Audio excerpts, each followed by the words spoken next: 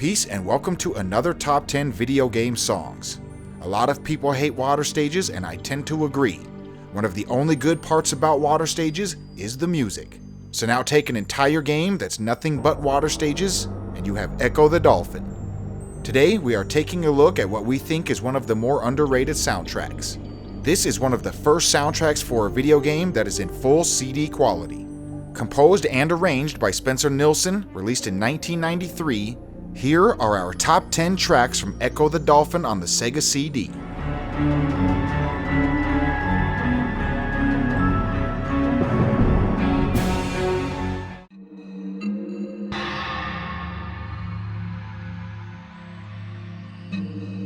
Number 10, Volcanic Reef, Friend or Foe.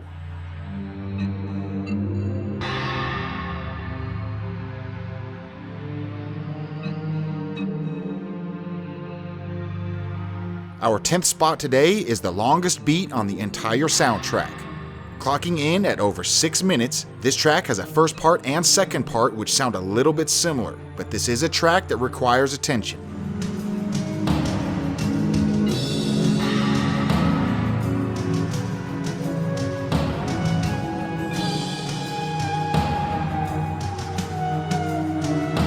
The build-up takes about a minute and a half, and then the track really starts to get going.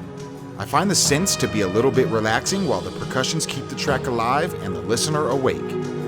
The two sections of the song may appear similar, but after listening you will notice it builds up differently and has a more in-depth feel to it.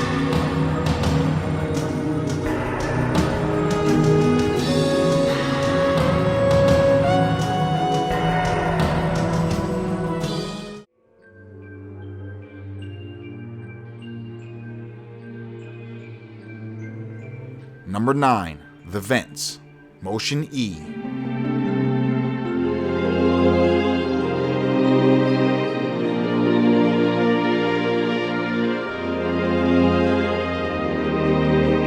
The beginning of this track has a very eerie feel to it, like you could find this in a horror movie.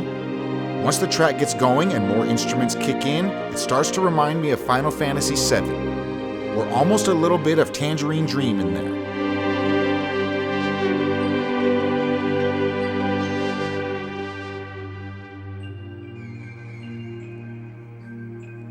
I also get a little bit of an Asian feel on this track, and that's because it also reminds me a little bit of the Hero soundtrack, the Jet Li and Donnie Yen movie.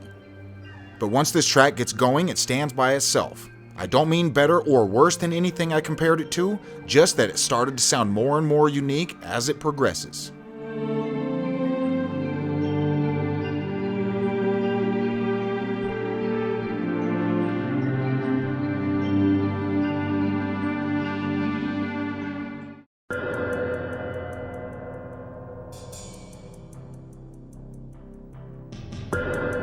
Number 8, UNDERCAVES.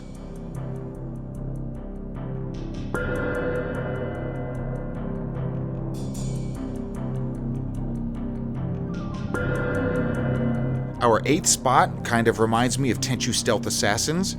The percussions and the mood set a stage where I could see Rikimaru running around to this.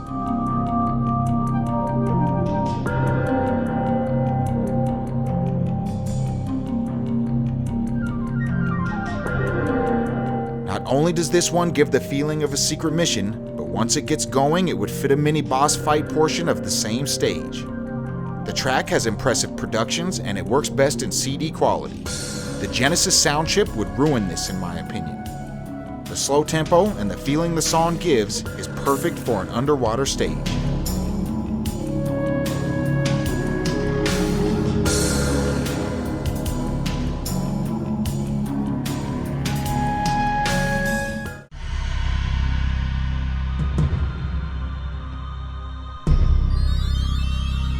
Number 7, Ridgewater.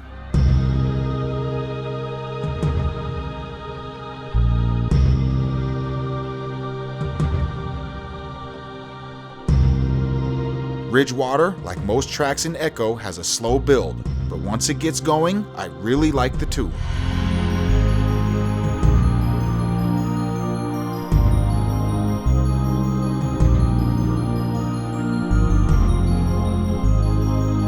This is another track that needed to be done on the Sega CD. The CD quality of the soundtrack really shines when the treble and bass sound this clear. The synth bells almost sound inspired by the Exorcist theme, but it's definitely its own melody. I also really like the bass line during that same portion. This track needs subwoofers to be appreciated properly. Little laptop speakers, or anything weak like clock radio speakers, do it no justice. I get the sense of a strong melody that has a very clean and soothing groove.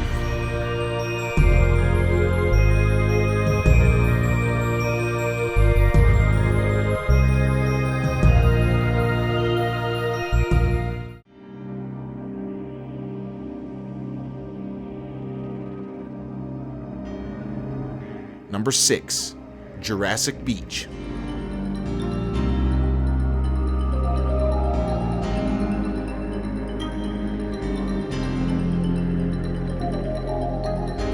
Our 6th spot is held by one that we put so high, basically just because of the piano. Its smooth nature, mixed with the percussions, make it a very smooth track.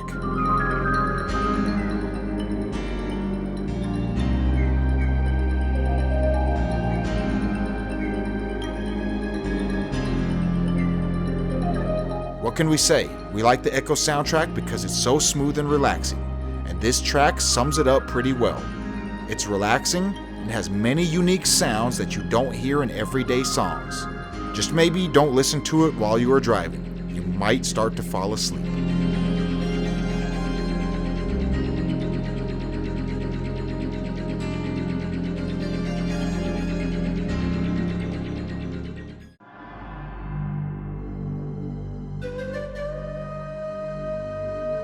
Number 5, The Marble Sea, Time Forgotten.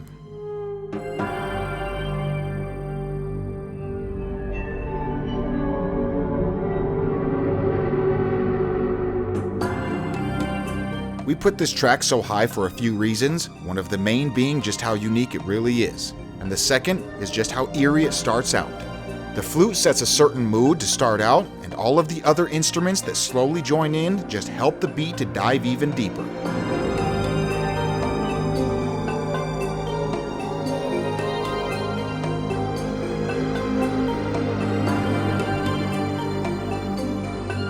I know I have talked a lot about the bass in this episode, but the man did a good job.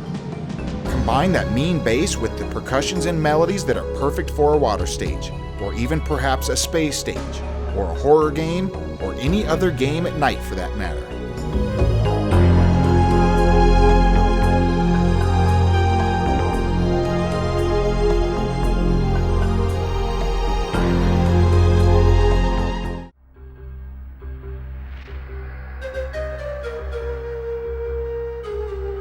Unlucky number 4, an unused track.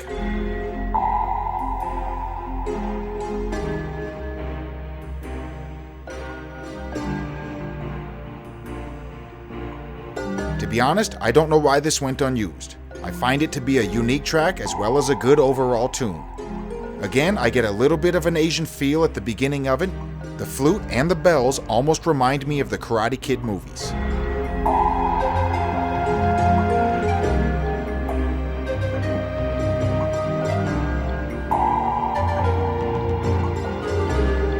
I feel this track draws out more emotion than all of the previous tracks, and that's one reason why it's above all of them.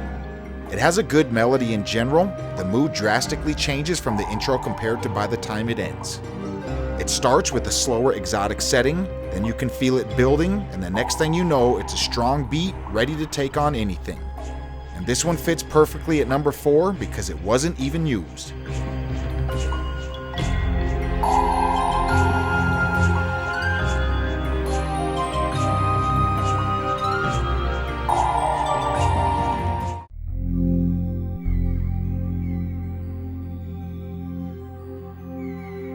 Number 3, Home Bay.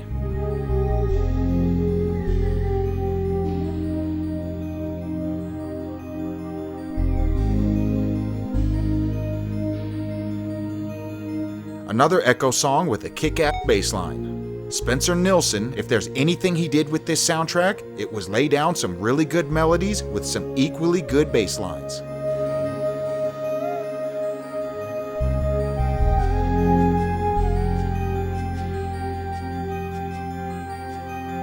The bells again almost remind me of the Exorcist theme.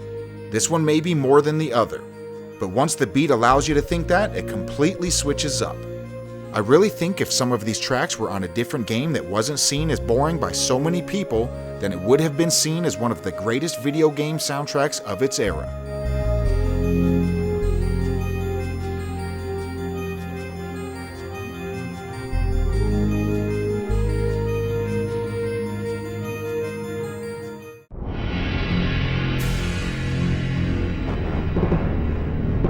Number 2, Welcome to the Machine.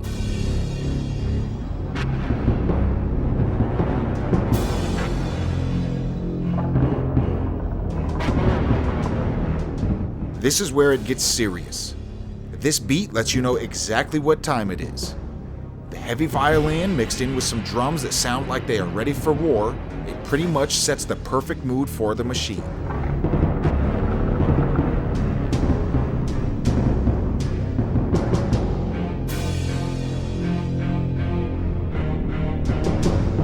Then the track comes to its peak.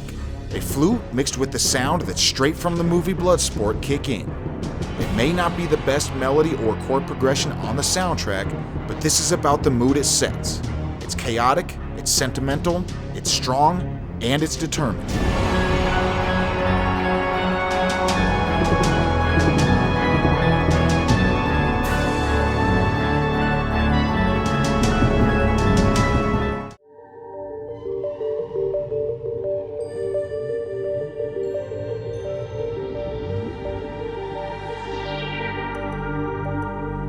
Number 1, the title screen theme.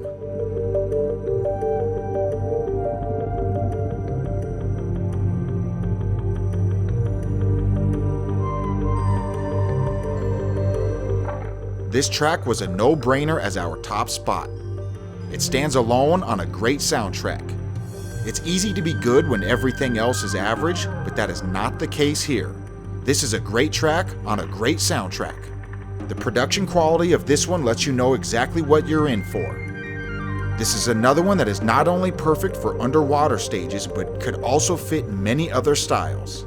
Imagine this during a horror game like Resident Evil 2, or a stealth game like Metal Gear Solid. It would fit. One of the smoothest songs on one of the smoothest soundtracks. A unanimous decision for our number 1 slot.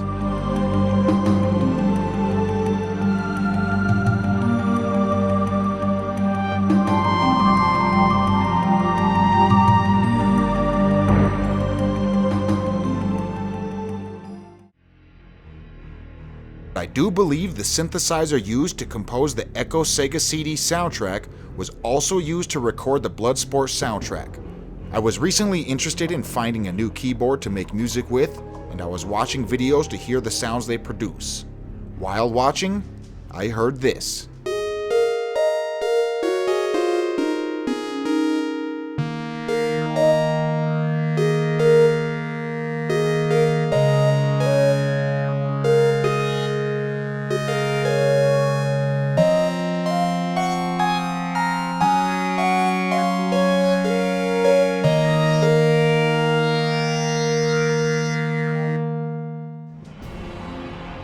I'm pretty sure those sounds were used on the Ecco CD soundtrack.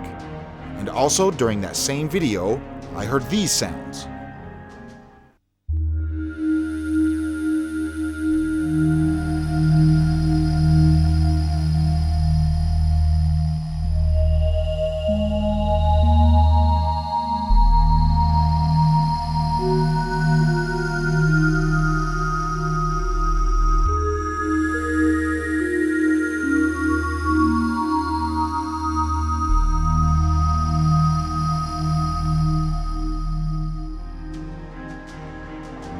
And I do believe those were the sounds used on Bloodsport. This keyboard, or at least a variation of it, may have been used to record the Ecco soundtrack, the Bloodsport soundtrack, and possibly by Tangerine Dream, as well as Tenchu Stealth Assassins and the Kenshin TV series soundtrack.